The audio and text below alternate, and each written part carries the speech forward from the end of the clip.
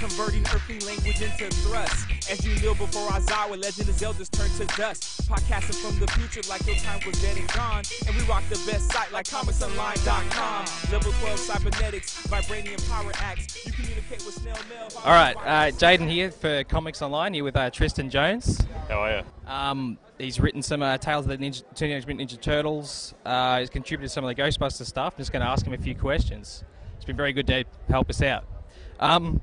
Number one, I'm a huge Ninja Turtles fan. Okay, cool. So as soon as I saw your name on the list of who's coming up, I got really giddy. With I guess with being an Aussie and stuff. Yep. First of all, are you based in Australia? I'm here in Melbourne. I'm a Melbourne local. Yeah. Okay, so I guess with your work on comics and when you're working for Mirage and stuff. Yep. How does that sort of go about with your the work process or starting off with them?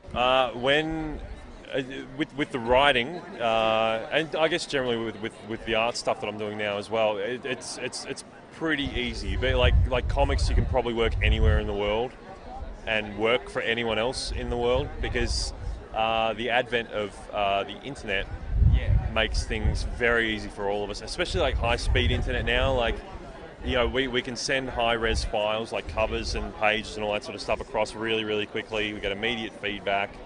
So yeah, what'll happen is I'll write up like a pitch or something. I'll email my editor and say, you know, this is my idea.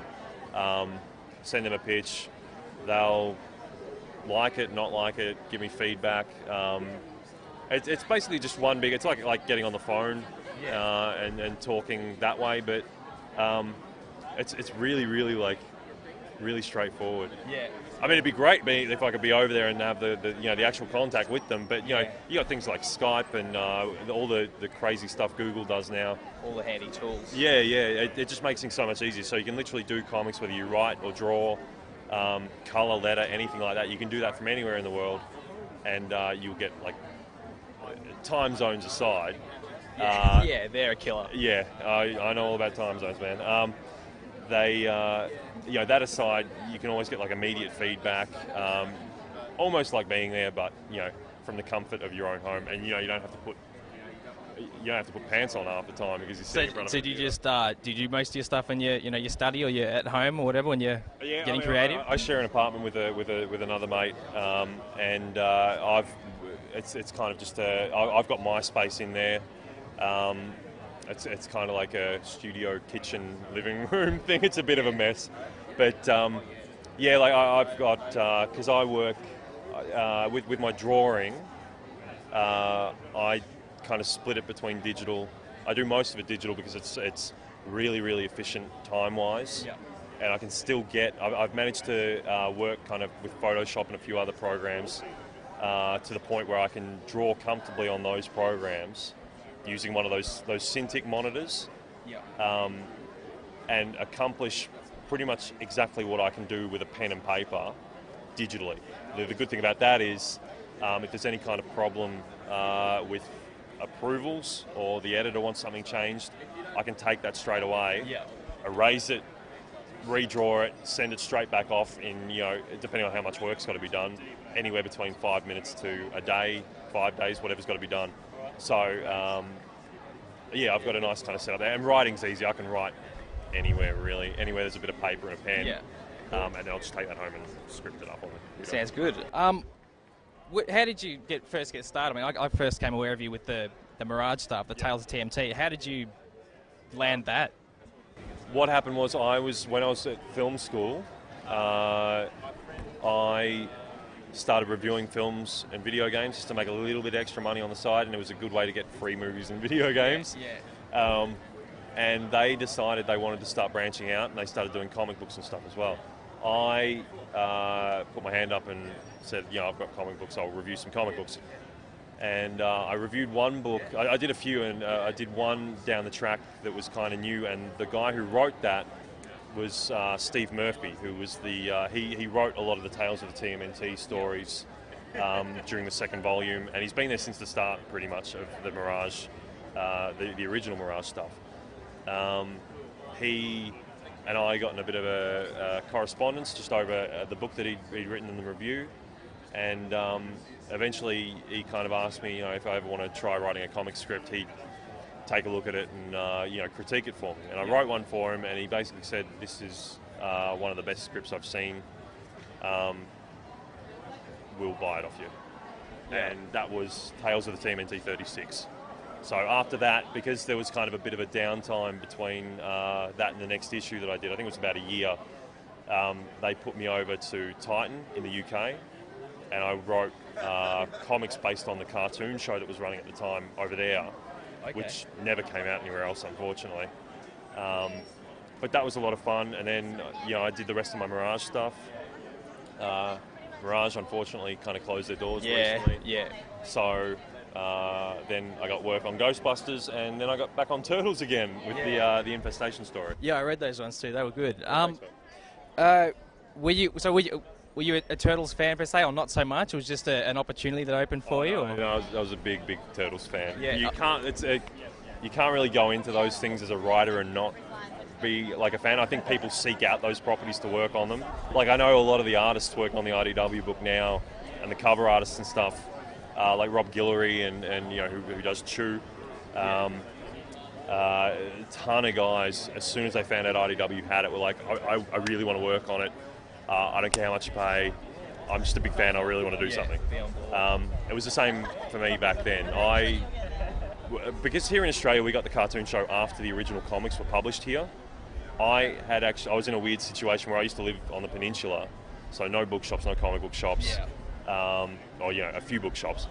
I found a trade paperback of the old Mirage stuff in a bookshop there, and that pretty much hooked me right there, because I'm looking at it, I'm seeing Triceratons and all kinds of awesome stuff, and that hooked me.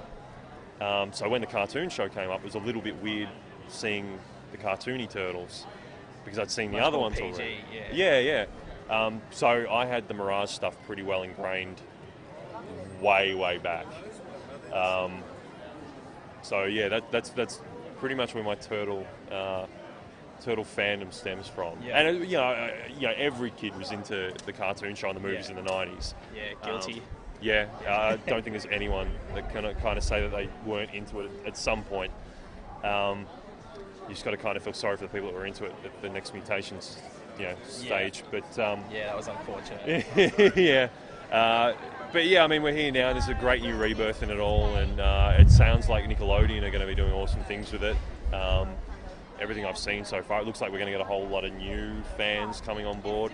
And the IDW books have had a lot of really kind of new people that never really checked out the Mirage stuff on board, which has been great. And I just saw the sales figures for Infestation, and I know that because it was a tie-in, they're always kind of significantly less because people are a little ambivalent about them. But that was miles ahead of what I was doing at Mirage. It blew my mind. But I think it's going to be a fun couple of years for Turtles fans, I think. Yeah, that's cool. I noticed in I can't remember which issue number it is, but with first of all, I get the character Razorback. Yep. Is he your creation? Yeah. Yeah, and he's an Aussie. Yeah. Yeah, I noticed. I didn't twig it first when I was reading it, and there was a bit of Aussie slang in there. Like I can't think of anything at the moment, but I'm just thinking, that's something that I would say. Yeah. And then I realised that you're an Aussie. Is it? Do you think being based in Australia or being an Aussie influences your work, or beyond those issues, beyond those characters? Does it influence any of your other work at all? It does, in that Australians tend to have a very kind of lazy way of talking. If you've ever spoken to anyone from the United States, they like to enunciate. They really use their mouths. It's just the way they talk. The way their accents are formed. They use their mouths a lot more than we do. They might say less, but they have bigger movements with their mouths. And it's the same with any kind of accent and dialect. I think the Australian way of talking, that kind of dry, monotonous kind of that definitely seeps out, because I'm kind of scared of writing dialogue. I mean, I love writing, but I'm always really hesitant about a lot of dialogue. And I know definitely I've got a creator-owned book on the way. I was really, really kind of worried that when I gave that to the artist, because he's a New York guy, he wouldn't be able to kind of get a grasp on or he worried the dialogue was too sparse. Yeah. And he kind of read it. He loved it, thankfully. But I could definitely see, the way we talk in those characters in particular. And like, as you said, in some of the villain characters I've come up with, I really like naturalistic dialogue. Yeah. So I kind of, when comics have that really over-the-top banter and stuff like that, it suits a lot of comics, Spider-Man and all that sort of stuff, it suits them fine. But I really prefer dialogue that's just like to the point, realistic, people cutting each other off, that sort of thing, things that feel really real and flow really naturally, and read really naturally when people are kind of hearing it in their heads. I remember one part about the Raphael or someone saying, I don't know, I think these guys are British or something like that because of the accents, incorporating that in. I also noticed with the dialogue with the Turtles, particularly with Mikey, would he be your favourite or your favourite to write for at least? He's definitely my favourite to write. Yeah, definitely. I mean, actually, that's a prime example of it. The last issue I did with Mirage, now that you've spoken to me, and anyone who's hearing this, if you read that issue and hear my voice in it, then you'll know exactly how I talk. Yeah. Like, that was just me, stream of consciousness.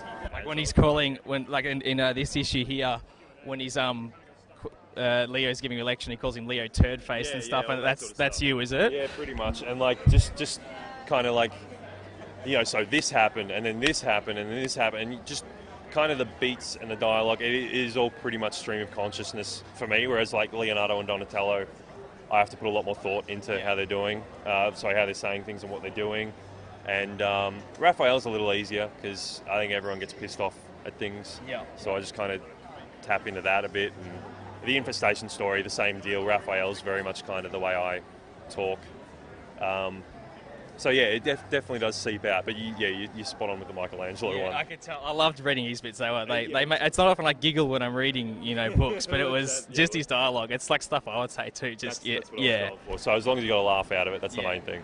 And with your work on the Ghostbusters comics, in what capacity are you contributing to those? It's a bit of a mixed bag.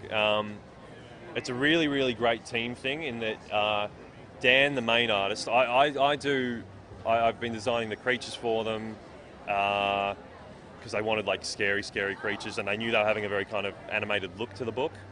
So the editor was like, initially I was supposed to be doing another book where I would be just drawing, it would be like a coffee table art book, and they wanted me to redraw all the ghosts from Ghostbusters cartoons, comics, movies, games, everything.